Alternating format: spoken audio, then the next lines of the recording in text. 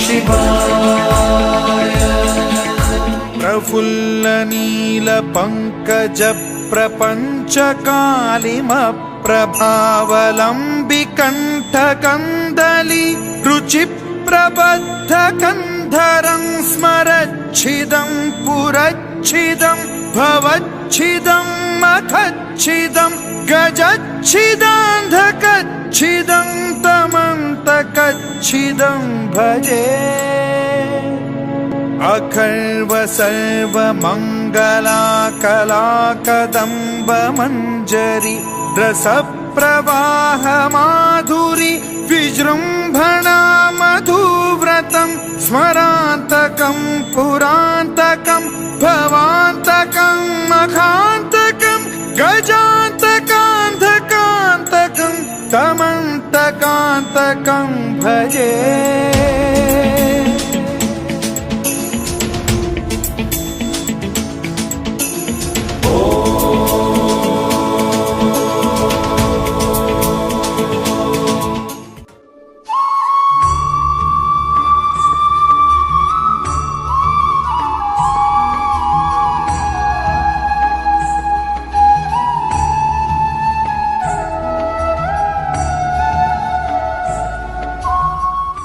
നമസ്കാരം, എൻ്റെ പേര് അനഘ.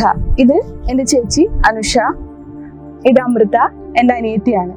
തൃശ്ശൂർ ജില്ലയിലെ ഇരിഞ്ഞാലക്കുടയിലാണ് ഞങ്ങളുടെ വീട്. ഞങ്ങളുടെ ജീവിതത്തിൽ വഴിത്തിരിവായ ചില സംഭവങ്ങൾ നിങ്ങളോട് തുറന്നു പറയാനാണ് ഇങ്ങനൊരു വീഡിയോ ചെയ്യുന്നത്. സനാതനധർമ്മം, സംസ്കൃതി, ചരിത്രം, സമകാലിക സംഭവങ്ങൾ എന്നിവയെക്കുറിച്ചുള്ള അവബോധമില്ലായ്മ ഒരാളെ എത്രത്തോളം അപകടത്തിലെത്തിക്കും എന്നുള്ളതിൻ്റെ ഉത്തമോദാഹരണമാണ് എൻ്റെ ജീവിതം. ഈ അജ്ഞത എന്നെ കൊണ്ടെത്തിച്ചത് ഇസ്ലാം മതത്തിലേക്കായിരുന്നു.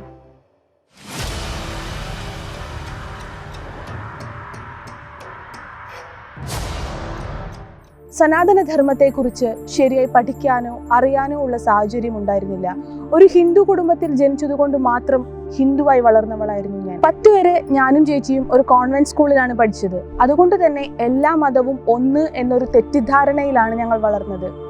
സ്കൂളിൽ പഠിക്കുന്ന സമയത്ത് അവർ സംഘടിപ്പിക്കുന്ന പ്രാർത്ഥനകളിലും ധ്യാനങ്ങളിലും കുർബാനകളിലുമെല്ലാം ഞങ്ങൾ ഹിന്ദു കുട്ടികളും പങ്കെടുക്കണമായിരുന്നു. അങ്ങനെ ക്രിസ്തീയ ആശയങ്ങൾ ഏറെക്കുറെ ഞങ്ങളിലേക്ക് എത്തിക്കാൻ അവർക്ക് സാധിച്ചിട്ടുണ്ട്. ഞാൻ 9ാം ക്ലാസ്സിൽ പഠിക്കുമ്പോഴാണ് ഞങ്ങളുടെ സ്കൂളിൻ്റെ അടുത്തുള്ള പള്ളിയിൽ നമ്മുടെ അമ്പലങ്ങളിലേതുപോലുള്ള കൊടിമരം വരുന്നത്.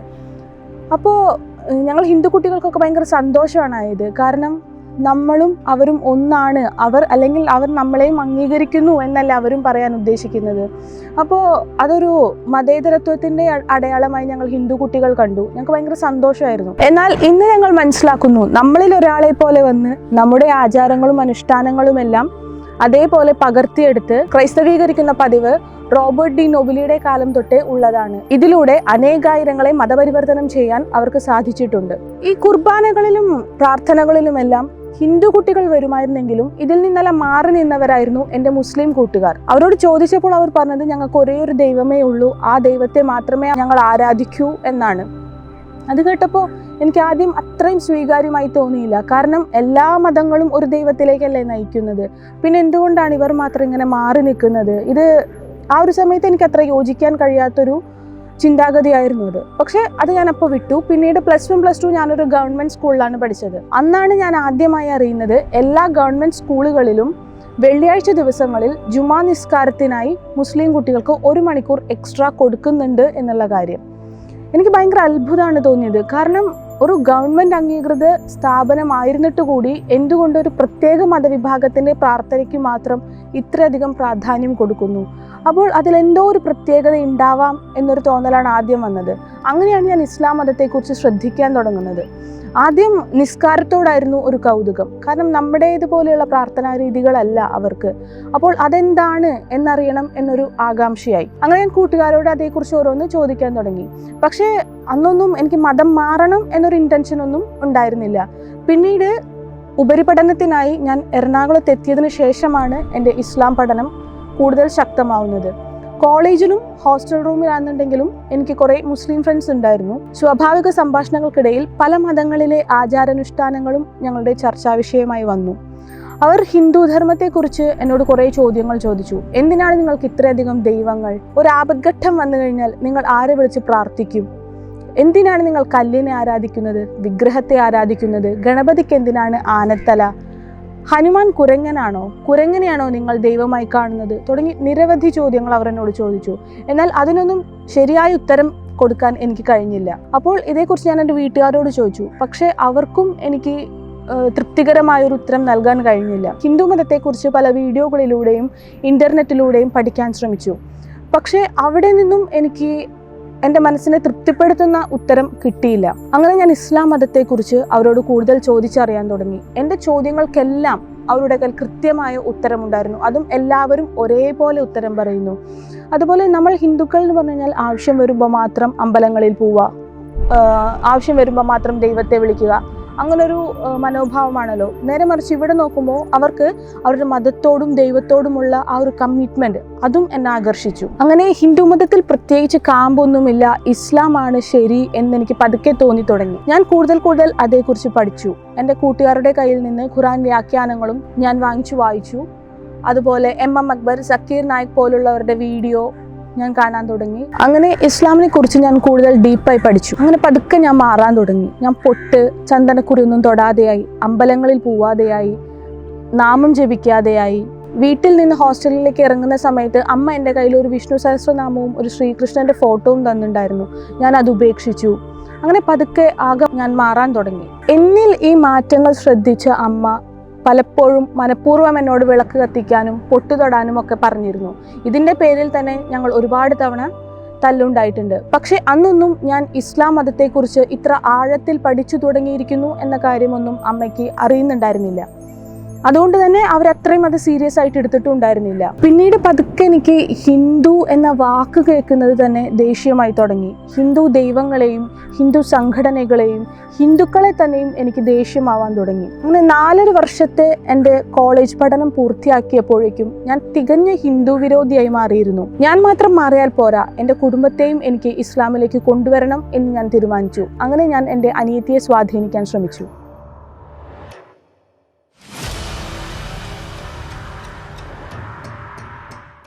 ഞാൻ +2 പഠിക്കുന്ന സമയത്താണ് ചേച്ചി എനിക്ക് ഇസ്ലാം മതത്തെക്കുറിച്ച് ആദ്യമായിട്ട് പറഞ്ഞു തരുന്നത്. അന്ന് ഹിന്ദു മതത്തെക്കുറിച്ച് എനിക്കുണ്ടായിരുന്ന അറിവ് എന്ന് പറയുന്നത് പുരാണ കഥകൾ വായിച്ചും പിന്നെ അതുപോലെ ഭക്തി സീരിയലൊക്കെ കണ്ടിട്ടുള്ളത് മാത്രമായിരുന്നു. അന്ന് സത്യം പറഞ്ഞാൽ സനാതനധർമ്മം എന്ന് പറഞ്ഞൊരു വാക്ക് പോലും ഞാൻ കേട്ടിട്ടില്ല. ഞാൻ +2 പഠിക്കുമ്പം ചേച്ചി എറണാകുളത്ത് ഹോസ്റ്റലിലായിരുന്നു. വീക്കെൻഡ്സിൽ മാത്രമേ വീട്ടിലേക്ക് വന്നിരുന്നുള്ളൂ. അങ്ങനെ ഇരിക്കുന്ന ഒരു സമയത്താണ് ഞങ്ങൾ ഓരോന്നൊക്കെ ഇങ്ങനെ സംസാരിച്ചുകൊണ്ടിരിക്കുമ്പം ചേച്ചി എന്നോട് ഹിന്ദു മതത്തെക്കുറിച്ച് കുറേ ചോദ്യങ്ങൾ ചോദിച്ചു.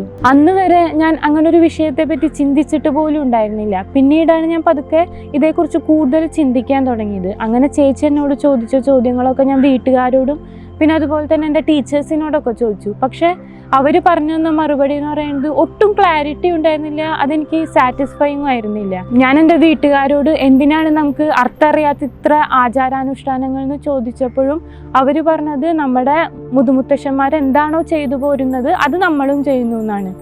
അതിലൊന്നും എനിക്കൊരു ലോജിക്കോ സാറ്റിസ്ഫൈങ് ആയിട്ടുള്ളൊരു ഉത്തരവായിരുന്നില്ല അത്.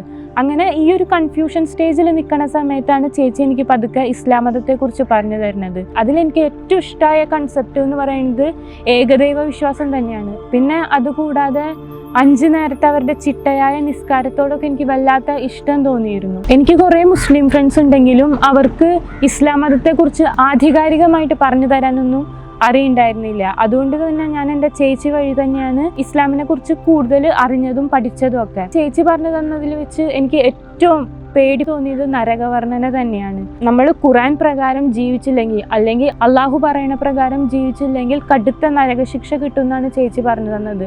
അങ്ങനെ ഈ ഒരു സമയത്താണ് ഞാൻ നമ്മുടെ ഗരുഡ പുരാണം വായിക്കാനിടയായത്. ആ ഗരുഡ പുരാണത്തിൽ പോലും നമ്മുടെ ഇസ്ലാമിൽ പറയുന്ന നരകവർണ്ണനയും ഏകദേശമൊക്കെ സെയിം ആയിരുന്നു. അപ്പം എനിക്ക് തോന്നി തുടങ്ങി ഇസ്ലാം തന്നെ ആയിരിക്കും ശരി എന്ന്. പക്ഷെ പിന്നെ ഒരു കാര്യം ചേച്ചി പറഞ്ഞത് എനിക്ക് ഭയങ്കര വിഷമം തോന്നിക്കുന്ന ഒരു കാര്യമായിരുന്നു. കാരണം എനിക്ക് ഡാൻസ് എന്ന് പറഞ്ഞാൽ ഭയങ്കര പാഷനായിരുന്നു. പക്ഷെ ചേച്ചി പറഞ്ഞു ഇസ്ലാമിൽ അത് ഹറാമാണ്, അതെന്തായാലും ഉപേക്ഷിക്കണമെന്ന് പറഞ്ഞു. അതിനെന്തോ എനിക്ക് അക്സെപ്റ്റ് ചെയ്യാൻ പറ്റിയില്ല.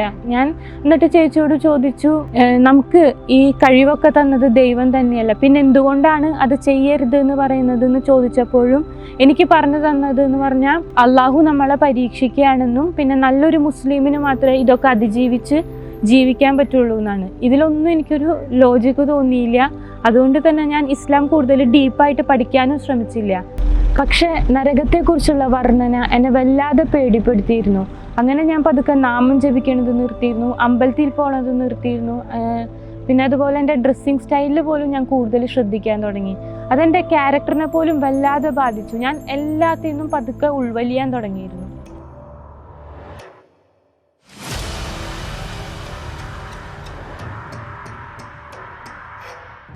ഞാൻ പഠനത്തിന് ശേഷം 2 വർഷം കോഴിക്കോട് ജോലി ചെയ്തിരുന്നു. അവിടെയും എനിക്ക് ഇസ്ലാം പഠനത്തിന് അനുകൂലമായ സാഹചര്യങ്ങളായിരുന്നു. എൻ്റെ ക്ലോസ് പേഷ്യൻസിനോട് ഞാനിങ്ങനെ മാറാൻ പോകുന്ന കാര്യം പറഞ്ഞപ്പോൾ അവർ ഭയങ്കര സപ്പോർട്ടീവായിരുന്നു. എല്ലാ കാര്യത്തിലും എല്ലാ തരത്തിലും അവരെന്നെ ഹെൽപ്പ് ചെയ്യാനും റെഡിയായിരുന്നു. ഫിനാൻഷ്യലി ഹെൽപ്പ് ചെയ്യാൻ റെഡിയായിരുന്നു. എനിക്ക് വേണ്ടതെല്ലാം ചെയ്തു തരാമെന്ന് അവർ പറഞ്ഞു. അതുപോലെ വിവാഹ വാഗ്ദാനങ്ങൾ പോലും പലരുടെ ഭാഗത്തുനിന്നും ഉണ്ടായി. പക്ഷേ എൻ്റെ മതം മാറ്റം അതിനൊന്നും അല്ലാത്തത് കാരണം ഞാൻ അതിനൊന്നും വഴങ്ങിയില്ല. ഞാൻ പിന്നെയും കൂടുതലായി ഇസ്ലാമിനെ കുറിച്ച് പഠിച്ചു. അവിടെ ഇരുന്ന് നിസ്കരിക്കാനും നോമ്പെടുക്കാനും ഒക്കെ തുടങ്ങി. അങ്ങനെ 5 വർഷത്തെ ഇസ്ലാം പഠനത്തിന് ശേഷം 2020 ഞാൻ പൂർണ്ണമായും ഇസ്ലാമിലേക്ക് മാറാൻ തീരുമാനിച്ചു. നിയമപരമായി തന്നെ മാറണം എന്ന ഉദ്ദേശം കൊണ്ട് ഞാൻ തർബിയത്തുൽ ഇസ്ലാമിക് സഭയിലേക്ക് വിളിച്ചു ചോദിച്ചു. പക്ഷെ ആ സമയം കൊറോണ സമയമായിരുന്നു. അതുകൊണ്ട് തന്നെ പുതിയ അഡ്മിഷൻസ് ഒന്നും എടുക്കുന്നില്ല എന്ന് പറഞ്ഞു. അങ്ങനെ ഞാൻ കോഴിക്കോട് നിന്ന് റിസൈൻ ചെയ്ത് വീട്ടിലേക്ക് വരാൻ തീരുമാനിച്ചു.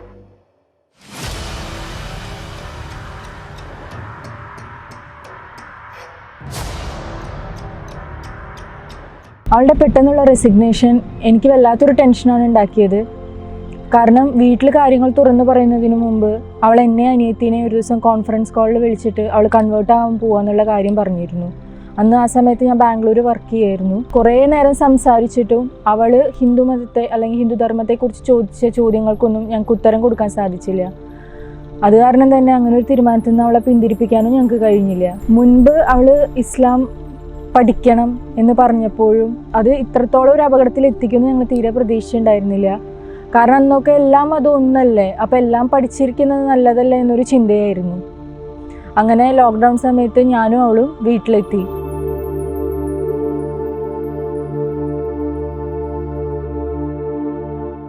ഞങ്ങളുടെ വീടെന്ന് പറഞ്ഞു കഴിഞ്ഞാൽ എനിക്ക് ഏറ്റവും സന്തോഷം തരുന്ന ഒരു സ്ഥലമാണ്. ഫാമിലി ആയിട്ട് നല്ല അറ്റാച്ച്ഡ് ആയിരുന്നു ഞങ്ങൾ 3 പേരാണെങ്കിലും സഹോദരിമാരെന്നതിലുപരി നല്ല സുഹൃത്തുക്കളെ പോലെയായിരുന്നു. അച്ഛനും അമ്മയായിട്ടാണെങ്കിലും നല്ലൊരു ആത്മബന്ധമായിരുന്നു. അവൾ പക്ഷേ കൺവേർട്ട് ആവാന്നുള്ള കാര്യം അച്ഛനോടും അമ്മോടും തുറന്നു പറഞ്ഞു കഴിഞ്ഞപ്പോൾ പിന്നെ ഞങ്ങളുടെ വീട് ഒരു മരണ വീട് പോലെയായി. ഞാൻ വീട്ടിൽ കാര്യങ്ങൾ തുറന്നു പറഞ്ഞതിന് ശേഷമുള്ള ഒരു 4 മാസം ഞങ്ങൾ ആരും ഓർക്കാൻ കൂടി ഇഷ്ടപ്പെടാത്ത കുറച്ച് ദിവസങ്ങളാണ്. കാരണം ഞാൻ മാറാൻ പോവുക എന്നറിഞ്ഞതോടുകൂടി എൻ്റെ അച്ഛനും അമ്മയും ആകെ തകർന്നു പോയിരുന്നു. അവർ ഭക്ഷണം പോലും കഴിക്കാതെ അല്ലെങ്കിൽ ഭക്ഷണത്തിന് മുമ്പിൽ നിന്ന് എന്നും കരച്ചിൽ. വീട്ടിലിരുന്ന് ഞാൻ നിസ്കരിക്കാനും അതുപോലെ ഖുർആൻ ഓതാനും ഒക്കെ തുടങ്ങി. ഇത് കണ്ടിട്ട് എൻ്റെ അച്ഛനും അമ്മയ്ക്കും ഒട്ടും സഹിക്കാൻ കഴിഞ്ഞില്ല. അവരാകെ തകർന്നു പോയിരുന്നു.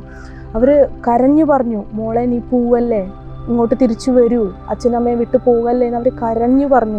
നീ പോയി കഴിഞ്ഞാൽ ആത്മഹത്യ അല്ലാതെ ഞങ്ങളുടെ മുമ്പിൽ മറ്റൊന്നും ഉണ്ടാവില്ല എന്ന് പോലും അവർ പറഞ്ഞു. അപ്പോൾ എൻ്റെ മനസ്സിലുണ്ടായിരുന്ന ചിന്ത എന്ന് പറഞ്ഞു കഴിഞ്ഞാൽ അവരെന്തായാലും കാഫിറുകളാണ്, അവർ നരകത്തിൽ പോകാൻ തന്നെയുള്ളവരാണ്, അപ്പോൾ പിന്നെ എങ്ങനെയായാലും എന്താ എന്നായിരുന്നു എൻ്റെ ചിന്ത.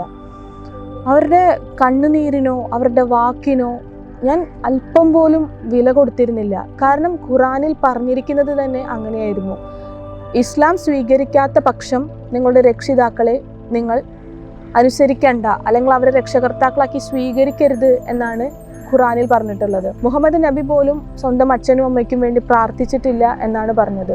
അപ്പോൾ ഇതൊക്കെ കേട്ട് പഠിച്ച എനിക്ക് അവരുടെ സങ്കടങ്ങൾ കാണാനോ അല്ലെങ്കിൽ അവരുടെ വാക്കുകൾ കേൾക്കാനോ അപ്പോൾ തോന്നിയില്ല എന്നതാണ് സത്യം. എല്ലാവരും തകർന്നിരിക്കുന്നത് കാണുന്നുണ്ടെങ്കിലും ഞാൻ എൻ്റെ തീരുമാനത്തിൽ ഉറച്ചു തന്നെ നിന്നു. ഞാൻ നിസ്കാരവും ഖുർആൻ ഓതലും ഒക്കെ ആയിട്ട് മുമ്പോട്ട് പോവുക തന്നെ ചെയ്തു. അങ്ങനെ ഞാൻ വീട്ടിലിങ്ങനെ നിൽക്കുന്ന സമയത്ത് ബാങ്ക് കേൾക്കുമ്പോൾ എനിക്ക് ചിലപ്പോൾ കറക്റ്റ് സമയത്ത് നിസ്കരിക്കാൻ പറ്റില്ല. അവിടെ എന്തെങ്കിലും വീട്ടിലത്തെ സാഹചര്യങ്ങൾ കൊണ്ടോ എന്തോ എനിക്ക് ചില സമയത്ത് നിസ്കരിക്കാൻ പറ്റാതെ വരുമ്പോൾ ഞാൻ ഭയങ്കരമായിട്ട് ഫ്രസ്ട്രേറ്റഡ് ആവാൻ തുടങ്ങിയിരുന്നു. അങ്ങനെ ആ ദേഷ്യം ഞാൻ എല്ലാവരോടും കാണിച്ചു തുടങ്ങി. അച്ഛനോടും അമ്മയോടും കസിൻ ചേച്ചിയുടെ 4 വയസ്സുള്ള മോളോട് പോലും ഞാൻ കാണിച്ചു തുടങ്ങി. അത്രയ്ക്കും ഞാൻ ഇസ്ലാമിക മതഭ്രാന്തിയായി മാറിയിരുന്നു.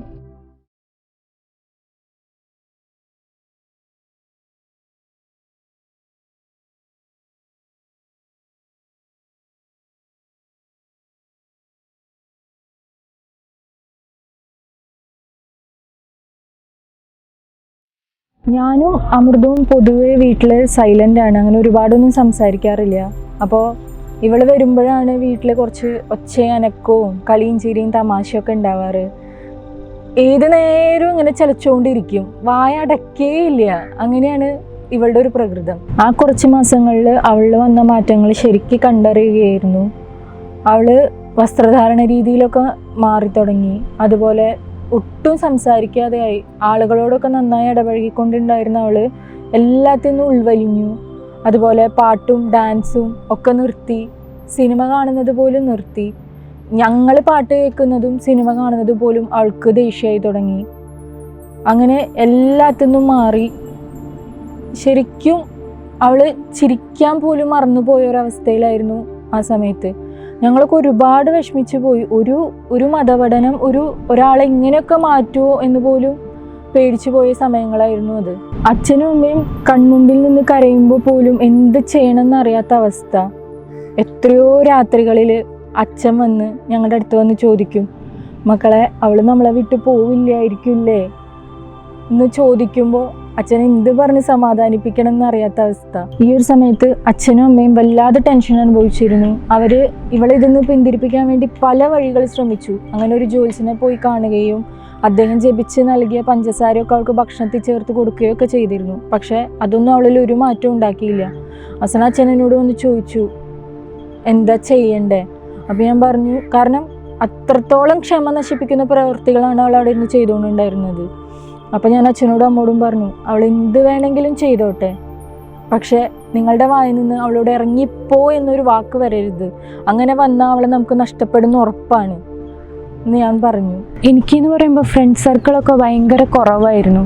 പക്ഷേ എനിക്ക് എൻ്റെ ചേച്ചി തന്നെയായിരുന്നു എൻ്റെ ബെസ്റ്റ് ഫ്രണ്ട് എന്ന് പറയുന്നത്. എൻ്റെ എല്ലാ തല്ലിപ്പൊളിത്തരങ്ങൾക്കും എല്ലാത്തിനും കൂട്ടുനിന്നത് എൻ്റെ രണ്ടാമത്തെ ചേച്ചി തന്നെയായിരുന്നു. മൂത്ത ചേച്ചി എന്ന് പറയുന്നത് ശരിക്കും എനിക്കൊരു അമ്മേനെ പോലെയായിരുന്നു. എൻ്റെ എല്ലാ സീക്രറ്റും എനിക്ക് ഇവരിൽ നിന്ന് മറച്ചു വയ്ക്കാൻ എനിക്കൊന്നും ഉണ്ടായിരുന്നില്ല. എന്നെ ഈവൻ സിനിമയ്ക്ക് കൊണ്ടുപോകുന്നതാണെങ്കിലും പുറത്തേക്ക് കറങ്ങാനൊക്കെ കൊണ്ടുപോകണമെന്നുണ്ടെങ്കിലും അതിനെൻ്റെ ചേച്ചി തന്നെ വരണമായിരുന്നു. അപ്പോൾ അതിനൊക്കെ ഞാൻ ചേച്ചി വരാൻ വേണ്ടി കുറേ കാത്തിരുന്നിട്ടുണ്ട്. പക്ഷേ കോഴിക്കോട് ജോലി ചെയ്തതിന് ശേഷം വളരെ കുറച്ചേ വീട്ടിലേക്ക് വന്നിരുന്നുള്ളൂ. അപ്പോഴും ചേച്ചിയിൽ ഭയങ്കര മാറ്റമാണ് ഞാൻ കണ്ടിരുന്നത്. വേറെ ആരോ പോലെയായിരുന്നു എനിക്ക്. ശരിക്കും സംസാരിക്കലും കുറഞ്ഞിരുന്നു. ഭയങ്കര സീരിയസ് ആയിരുന്നു. എന്നെ സിനിമയ്ക്കും കൊണ്ടുപോവില്ല. ഞാൻ അങ്ങനെ ഒരു ഇത് പറഞ്ഞാൽ പോലും എന്നോട് ഇങ്ങോട്ട് ദേഷ്യപ്പെടുമായിരുന്നു. അതിൻ്റെ ആവശ്യമൊന്നുമില്ല എന്ന് എന്നെ അത് വല്ലാതെ ബാധിച്ചിരുന്നു. കാരണം എനിക്കുണ്ടായിരുന്ന എൻ്റെ ഏറ്റവും വലിയ ബെസ്റ്റ് ഫ്രണ്ടായിരുന്നു ചേച്ചി എന്ന് പറയുന്നത്. ആ ചേച്ചി പോലും എനിക്ക് നഷ്ടപ്പെടുമോ എന്ന് എനിക്ക് തോന്നി തുടങ്ങിയിരുന്നു. ഞാൻ എൻ്റെ ചേച്ചിയോട് പോലും നേരിട്ട് പറഞ്ഞിട്ടുണ്ട്, ഇതല്ലായിരുന്നല്ലോ ഇത്ര നാളുണ്ടായിരുന്ന എൻ്റെ ചേച്ചി, എന്താ പറ്റിയത്, എന്താ ഇങ്ങനെ മാറിപ്പോയെന്ന് ചോദിച്ചപ്പോഴും ചേച്ചി പറഞ്ഞത് അത് വർക്കിൻ്റെ ടെൻഷനൊക്കെ ആയിരിക്കും, അതുകൊണ്ടാണ് എന്ന് മാത്രമേ പറഞ്ഞുള്ളൂ. പക്ഷേ അതെന്നെ വല്ലാതെ ബാധിച്ചിരുന്നു. കാരണം എനിക്ക് നഷ്ടപ്പെട്ടുകൊണ്ടിരിക്കുന്നത് എൻ്റെ ഒരു നല്ലൊരു സുഹൃത്തിനെയായിരുന്നു. ആ ഇടയ്ക്കാണ് അവൾ വീടിൻ്റെ അടുത്തൊരു ക്ലിനിക്കിൽ ജോലിക്ക് പോകാൻ തുടങ്ങിയത്. അപ്പോൾ ജോലിക്ക് പോകുമ്പോൾ തട്ടൊക്കെ ഇട്ടിട്ടാണ് പോയിക്കൊണ്ടുണ്ടായിരുന്നത്. അങ്ങനെ അവിടെ എത്തിയ കുറച്ച് ചേട്ടന്മാർ ഇവൾ ഈ തട്ടൊക്കെ ഇട്ടിരിക്കണത് കണ്ടിട്ട് പേരും ചേർത്ത് വായിച്ച് അവർക്ക് സംശയം തോന്നിയിട്ടാണ് ഞങ്ങളുടെ കസിൻ്റെ ഹസ്ബൻഡിനെ കോണ്ടാക്ട് ചെയ്യുന്നത്. അതുവഴിയാണ് ഞങ്ങൾ ആർഷവിദ്യാസമാജത്തെക്കുറിച്ച് അറിയുന്നത്. ഒരു അവസാന പ്രതീക്ഷ എന്ന നിലയിലാണ് ഞങ്ങൾ ആർഷവിദ്യാസമാജത്തിൽ എത്തുന്നത്. അങ്ങനെ വീട്ടിലും നാട്ടിലും ഒക്കെ എല്ലാവരും അറിഞ്ഞ് പ്രശ്നമായപ്പോഴാണ് എൻ്റെ കസിൻ ചേട്ടൻ എന്നോട് സംസാരിക്കാൻ വരുന്നത്. അപ്പോൾ ചേട്ടൻ എന്നോട് പറഞ്ഞു, നിന്റെ ചോദ്യങ്ങൾക്ക് ഞങ്ങൾക്ക് ഉത്തരമില്ല എന്ന് വിചാരിച്ചിട്ട് ആ ചോദ്യങ്ങൾക്കൊന്നും ഉത്തരമേ ഇല്ല എന്ന് നീ വിചാരിക്കരുത്. നിന്റെ ചോദ്യങ്ങൾക്കെല്ലാം ഉത്തരം തരാൻ പറ്റുന്ന ഒരു ആശ്രമം ഉണ്ട്, അവിടേക്ക് വരാൻ തയ്യാറാണോ എന്ന് ചോദിച്ചു. അപ്പോൾ ഞാൻ എടുത്ത വഴിക്ക് പറഞ്ഞു, തൃപ്പൂണിത്തുറയിലുള്ള ആശ്രമത്തിലേക്കാണെങ്കിൽ ഞാനില്ല എന്ന് പറഞ്ഞു. കാരണം ഞാൻ ആ ഇടയ്ക്കാണ് കാസർഗോഡ് സ്വദേശിനിയായ ആതിര ആയിഷയായി മാറുകയും പിന്നീട് തൃപ്പൂണിത്തുറ ഒരു യോഗ സെൻറ്ററിൽ വെച്ച് ആയിഷ തിരിച്ച് ആതിരയായി മാറിയൊരു വാർത്ത കേട്ടത്. അപ്പോൾ ഞാൻ കേട്ടിരുന്നത് ഈ ആതിരയെ ഭീഷണിപ്പെടുത്തിയും പേടിപ്പിച്ചുമൊക്കെയാണ് ആ തൃപ്പൂണിത്തുറയിലുള്ള ആൾക്കാർ തിരിച്ച് ഹിന്ദു ആക്കിയത് എന്നാണ്. അപ്പോൾ ആ ഒരു കാരണം മനസ്സിൽ കിടക്കുന്നത് കൊണ്ടാണ് ഞാൻ പറഞ്ഞത് തൃപ്പൂണിത്തുറയിലേക്കാണെങ്കിൽ ഞാനില്ല എന്ന് പറഞ്ഞു. പക്ഷെ ചേട്ടൻ പറഞ്ഞു ഇത് തൃപ്പൂണിത്തുറയിലേക്കല്ല കൊല്ലത്തേക്കാണെന്ന് പറഞ്ഞിട്ടാണ് എന്നെ കൊണ്ടുവരുന്നത്. അങ്ങനെ ഞാൻ ആശ്രമം എന്നൊക്കെ പറഞ്ഞപ്പോൾ സിനിമയിലൊക്കെ കാണുന്ന പോലത്തെ ഓലമേഞ്ഞ വീടും കാവിധാരികളായ ആൾക്കാരൊക്കെയാണ് ഞാൻ പ്രതീക്ഷിച്ചത്. പക്ഷെ ഇവിടെ എത്തിയപ്പോൾ സാധാരണ വേഷത്തിലുള്ള ആൾക്കാർ, ഒരു ചെറിയ ഒരു വാടക വീട്. ഞാൻ ആ വീട്ടിലേക്ക് കാലെടുത്ത് കുത്തുമ്പോൾ തന്നെ ഞാൻ ഔദു ബില്ലാഹി മിനശ് ശൈത്വാനിർ റജീം എന്ന് പറഞ്ഞിട്ടാണ് ഞാൻ കയറുന്നത് വീട്ടിലേക്ക്. അങ്ങനെ കയറി ആ ഹാളിലെത്തുമ്പോൾ ഹാളിലൊരു പൂജാമുറി ഉണ്ട്. പൂജാമുറിയിൽ കുറേ ഫോട്ടോകൾ വെച്ചിട്ടുണ്ട്. അപ്പം അത് ഇപ്പം എനിക്കറിയാം അത് ഗുരുക്കന്മാരുടെ ഫോട്ടോ ആണെന്ന്. അന്ന് എനിക്കറിയില്ല. ഞാൻ വെച്ചത് ഏതോ ആൾദൈവങ്ങൾ പൂജിക്കുന്ന സ്ഥലമാണ്. ഇവർ വിചാരിച്ചാൽ ഞാൻ എന്ത് മാറ്റാൻ പറ്റും എന്നാണ് ഞാൻ വിചാരിച്ചിട്ടുണ്ടായിരുന്നത്. അതിനുശേഷം ആ വീട്ടിലെ സെറ്റപ്പൊക്കെ കണ്ടപ്പോൾ ഞാൻ വിചാരിച്ചു ഇവരെന്നെ എന്തിപ്പോൾ പറഞ്ഞു മാറ്റാനാണ് എന്നുള്ളൊരു വിചാരമായിരുന്നു എനിക്ക്. അതിനുശേഷം അവിടുത്തെ അധ്യാപകരായ സുജിത്ത് ഏട്ടനും അനിയേട്ടനും ശ്രുതി ചേച്ചിയും ചിത്ര ചേച്ചിയും ഒക്കെ എന്നോട് വന്ന് സംസാരിച്ചു.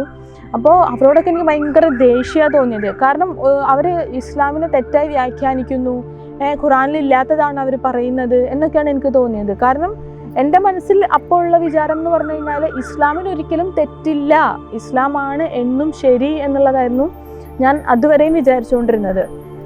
അവിടെ ആർഷവിദ്യാ സമാജത്തിൽ എത്തിയത് മുതൽ ഞാൻ കേൾക്കുന്ന ഒരു വാക്കാണ് ആചാര്യൻ എന്നുള്ളത്. അപ്പോൾ ഞാൻ ആചാര്യൻ എന്ന് പറയുമ്പോൾ ഞാൻ വിചാരിച്ചു ഏതോ മന്ത്രവാദവും താന്ത്രിക വിദ്യകളൊക്കെ അറിയുന്ന ഒരാളായിരിക്കും. അങ്ങനെ ഒരാൾ വിചാരിച്ചു കഴിഞ്ഞാൽ എൻ്റെ ഉള്ളിൽ ഇസ്ലാമിന് ഒരിക്കലും മാറ്റാൻ പറ്റില്ല എന്ന് തന്നെ ഞാൻ വിചാരിച്ചു. അതിനുശേഷം 3-ാമത്തെ ദിവസമാണ് ഞങ്ങളുടെ ആചാര്യനായ ആചാര്യ ശ്രീ KR മനോജിയെ ഞാൻ നേരിട്ട് കാണുന്നത്. അങ്ങനെ ആദ്യമായിട്ട് കാണുന്ന ആ ഒരു ദിവസം ഞാൻ ഇന്നും ഓർക്കുന്നു. കാരണം ഞാൻ ആ ഒരു സമയത്ത് അത്രയും ഇസ്ലാമിക ഒരു മതഭ്രാന്തി എന്ന് തന്നെ പറയാം, ആ ഒരു അവസ്ഥയിൽ ഇരിക്കുകയാണ്. അപ്പോൾ അദ്ദേഹത്തെ ആദ്യമായിട്ട് കാണുന്ന ആ നിമിഷം ഞാൻ അറിയാതെ നെഞ്ചത്ത് കൈവച്ച് നമസ്തേ എന്ന് പറഞ്ഞുപോയി.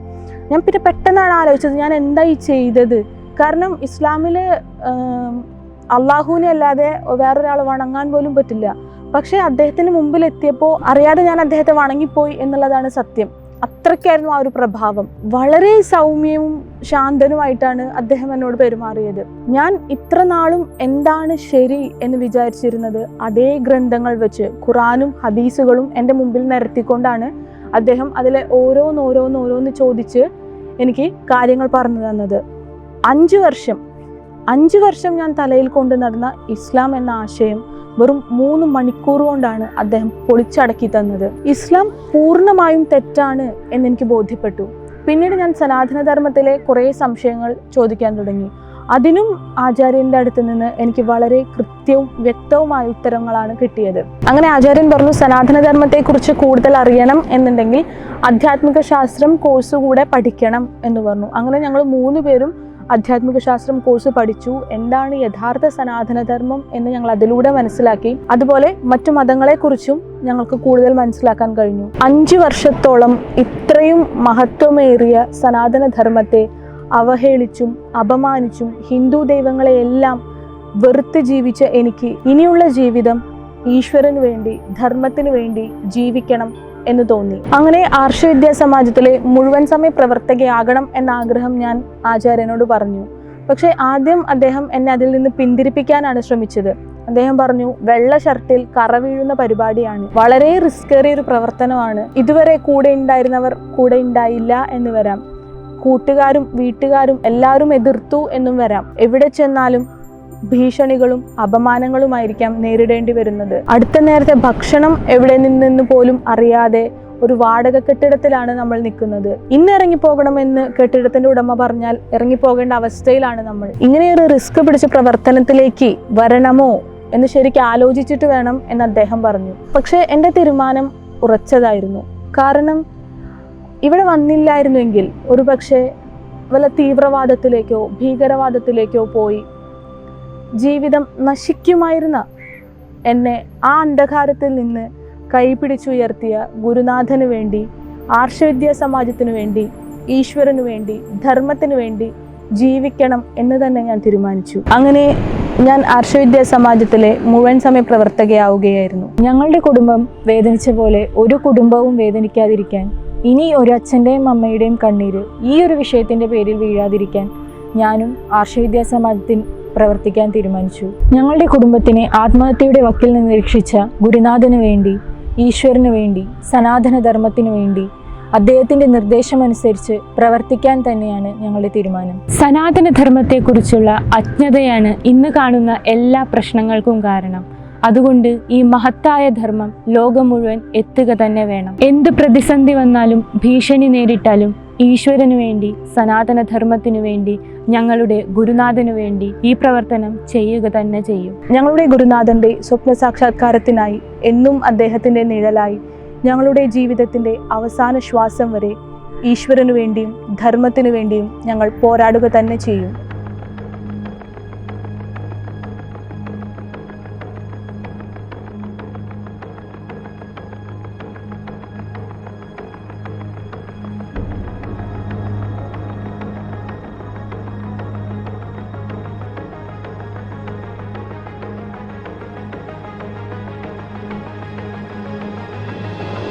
സനാതനധർമ്മത്തിൽ നിന്ന് മാറാൻ നിൽക്കുന്ന യുവതി യുവാക്കളോട് പറയാനുള്ളത്, നിങ്ങൾ യഥാർത്ഥ സനാതനധർമ്മം എന്താണെന്നറിയണം. നമ്മുടെ ഭാരതത്തിൻ്റെ യഥാർത്ഥ ചരിത്രം അറിയണം. ധർമ്മത്തിനു വേണ്ടി സ്വജീവിതം അർപ്പിക്കാൻ തയ്യാറായ ധീരയോദ്ധാക്കളെ കുറിച്ചറിയണം. നിങ്ങൾ സത്യമറിയാൻ ആഗ്രഹിക്കുന്നവരാണെങ്കിൽ ആർഷവിദ്യാ സമാജവും സഹോദര പ്രസ്ഥാനങ്ങളും സംഘടിപ്പിക്കുന്ന ആധ്യാത്മിക ശാസ്ത്രം, ഭാരതീയ സംസ്കൃതി, ശിവശക്തി യോഗവിദ്യ, സ്റ്റുഡൻസ് എക്സലൻസ് പ്രോഗ്രാം എന്നീ കോഴ്സുകളിൽ പങ്കാളികളാകും.